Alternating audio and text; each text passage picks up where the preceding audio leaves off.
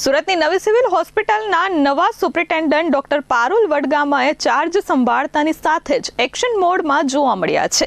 આજે હોસ્પિટલના તમામ વિભાગોની મુલાકાત લીધી હતી અને સુવિધાઓ અને અસુવિધાઓ બાબતે ચર્ચા કરી હતી।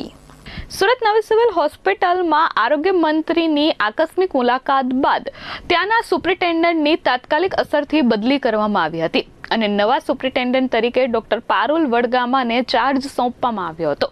જો કે ડોક્ટર પારુલ વડગામાએ ચાર્જ લીધા બાદ તાત્કાલિક જ એક્શનમાં જોવા મળ્યા હતા। હોસ્પિટલના અનેક વિભાગોમાં આજે અચાનક ચેકિંગ હાથ ધર્યું હતું, જેના પગલે સ્ટાફમાં દોડધામ મચી ગઈ હતી।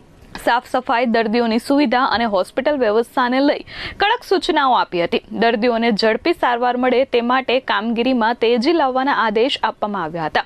કર્મચારીઓની હાજરી, કામગીરી અને દર્દીઓ સાથેના વર્તન પર ખાસ ભાર મૂકવામાં આવ્યો હતો। હોસ્પિટલમાં અવ્યવસ્થા દૂર કરી સુવિધાઓ વધુ સારી બનાવવાનો પ્રયાસ શરૂ કરવામાં આવ્યો છે। અલગ અલગ વિભાગોની કામગીરીની સમીક્ષા ડોક્ટર પારુલ વડગામાએ આરએમઓ અને નર્સિંગ કાઉન્સિલના પ્રમુખ સાથે રહીને કરી હતી। ખામીઓ દૂર કરવા સૂચના આપી હતી। આ સાથે દર્દીઓને તાત્કાલિક અને સારી સારવાર મળે તે મુદ્દે કડક અભિગમ અપનાવ્યો હતો। Bureau report S24 news, Surat.